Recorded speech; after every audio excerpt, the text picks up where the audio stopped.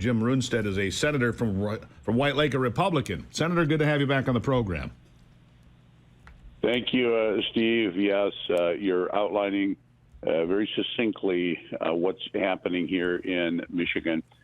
We have these buses. I guess this driver of the bus had some like voter ID. That's all he had. He didn't have a driver's license. This is what. Wait. But he had voter ID. That's even more disturbing. Carry on. Yeah. So all across the state of Michigan, we have Governor Whitmer. Probably a lot of your listeners are very aware of her. She had the longest lockdown in the United States during COVID. And so she is now throwing the red carpet out for anyone here illegally to come on into the state of Michigan.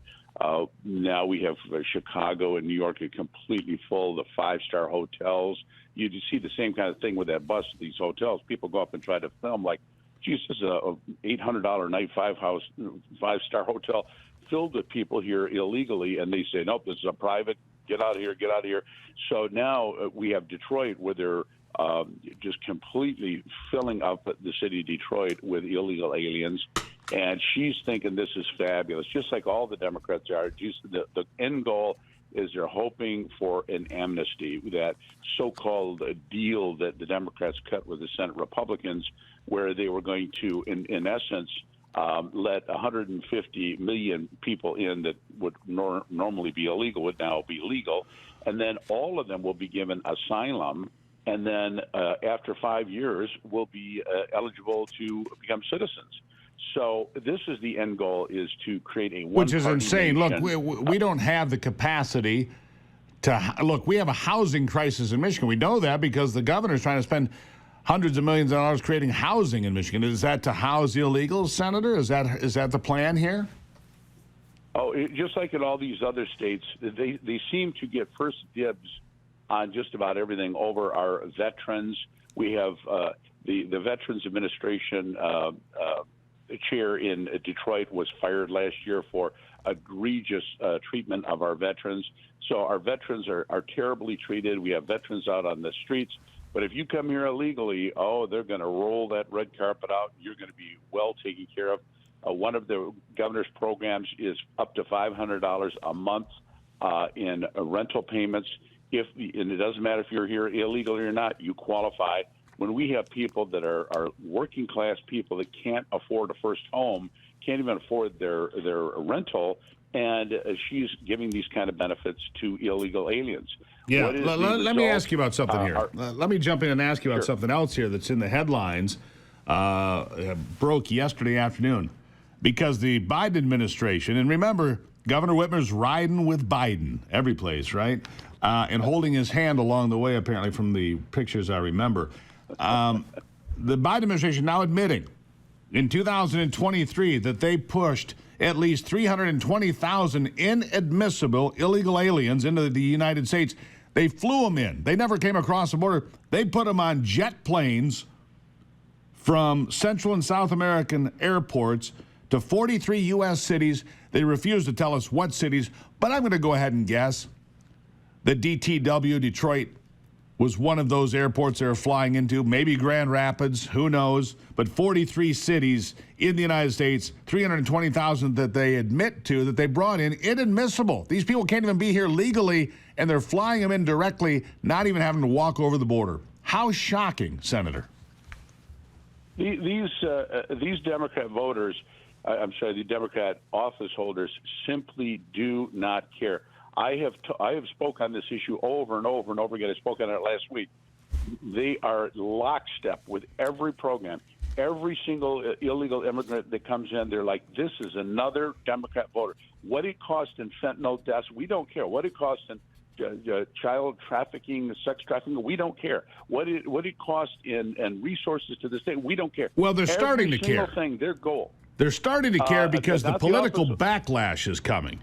When the 22-year-old Laken Riley was beaten to death in the University of Georgia, a face was given to the border crisis of a 22-year-old nursing student beaten to death in the middle of the day, in the middle of a college campus, in the middle of America. That puts a face, who, by the way, Joe Biden's administration, yet to utter her name, But the fact of the matter is there's a face now to the crisis.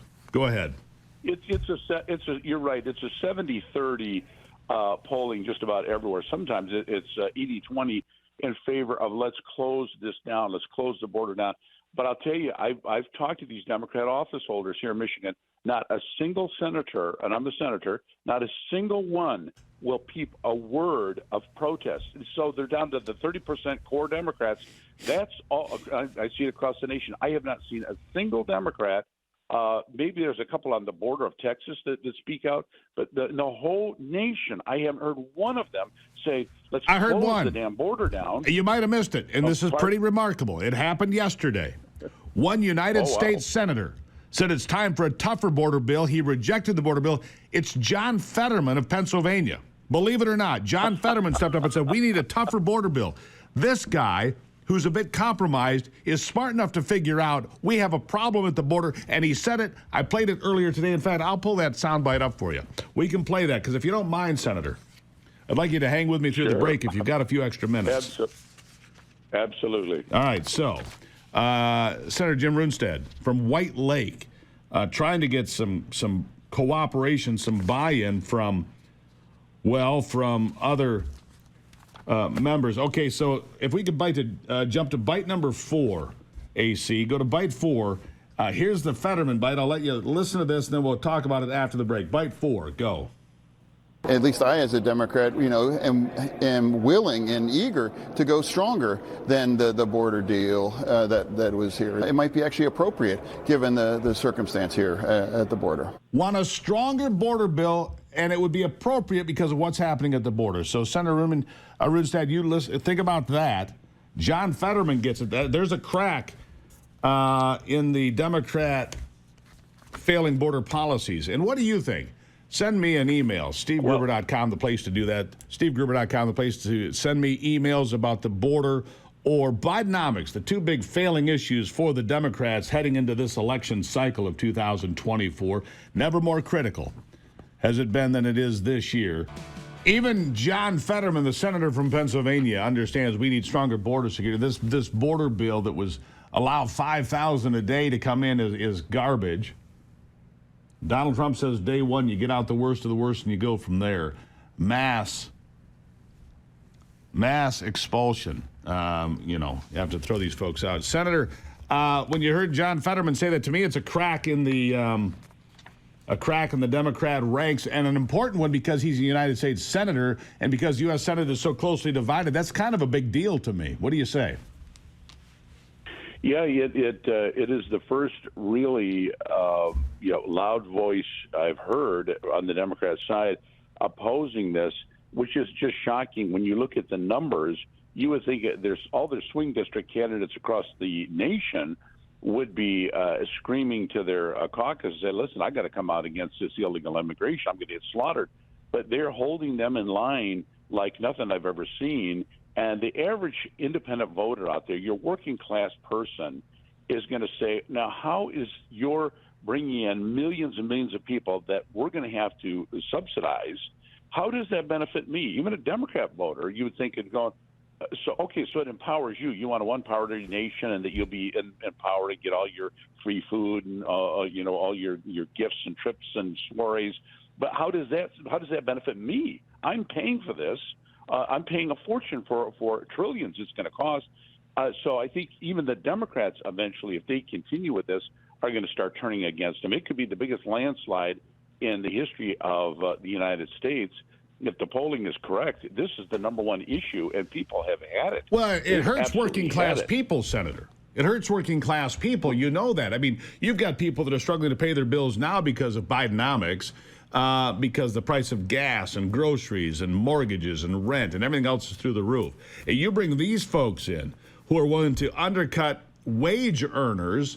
Look, there's a lot of people to point the finger at here. JBS, the biggest meat producer in the country, according to a caller I took here a couple of days ago, bringing in lots of people that have questionable legality here to cut meat in northern Ohio because they can hire them at half the price.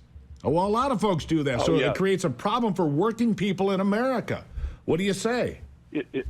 Yeah, the working class people are going to be undercut on wages. These employers, all they care about, they don't care about whether you're legal or not. They don't care about obeying the law. They just want the cheapest possible labor. And it's going to undercut the working class wages, but the working class are going to end up paying for these resources. When somebody comes in here that has usually, if you come from Mexico, they have an average of a sixth grade education, and because they don't pay for that publicly, you have to private pay after that. So you have people that have low skills, low education, and it's going to take a generation for them even to start earning it, real wages. So if they need medical care, they go to the hospital. All the medical care is going to be in emergency rooms. It's going to all be on the back of the taxpayer. When somebody comes here and doesn't speak English, it costs over 3 times as much to educate that person. All these local communities are going to be, it's going to cost them a fortune in their schools. How does this benefit these working class people, even the Democrats? They're going to be paying the same taxes. This doesn't help them. It helps the elite of the Democrat How does it help Party. anybody? I mean, honestly, you mentioned Senator Jim Runestad from White Lake here with me. You mentioned that a whole lot of illegals are ending up in Detroit. Doesn't surprise me. That's the way a lot of these folks are ending up in big cities, in areas that are not particularly affluent, right? And they're flooding in. And how does this help Detroit? It doesn't, and there's starting to be a pushback in all of these major cities from the residents of that city that are like, okay, you're putting them up in hotels we never stayed in our life, we couldn't afford to. How does this benefit us? How does them undercutting our wages benefit us? At some point, I think even that last remaining 30% who are supporting the open border, just only because they think, okay, well, we'll get the amnesty, we'll get these people to vote on our side. But those votes are going to go to the elite office holders. It's not going to help the average Democrat. All they're going to get is just like the rest of us. They get to pay the bills. That's all they're going to benefit from is more bills, higher taxes, more bills. The governor is across the board right now proposing all kinds of tax and rate increases. One of her big ones she just proposed recently is she's putting a transfer tax on all home sales. Right now, homes are not selling in Michigan, but when they do, a transfer tax to put subsidized housing all over Michigan. And who's going to get that subsidized housing? We'll get to pay for that too, but all these illegal. But a transfer tax of how much? Where is this proposal? I haven't seen this. Oh, this is a recent proposal. The Detroit News put it in an op-ed 2 days ago, and I posted it all over social media. I can't remember the percent, but I think it's going to raise $700 million. And that is going to be used to put affordable and subsidized housing all over the state of Michigan. Now, do people really care to put more subsidized housing in their communities when already they're overtaxed? These do not bring in a tax base. Subsidized housing doesn't bring tax base in. And who's going to get this subsidized housing? Who's going to be the individuals who get put higher than everybody else? It seems I can guess who it's not going to be. I can guess who it's not going to be. It's not going to be Michigan veterans and Michigan citizens and people that are here as American citizens, Senator. I got to leave it right there. And a great conversation. Please stay with me on this over the next few weeks and months, because this is the driving issue of 2024. It's damaging communities. It's damaging states. It's damaging our country because it's a flood. And when floods come, things get washed away. Things get pushed around. And things are never the same after a big flood. And that's what we're seeing right now. Senator, thank you for being here. Thank you, Steve. I'll be on anytime. Senator Jim Runestad, White Lake.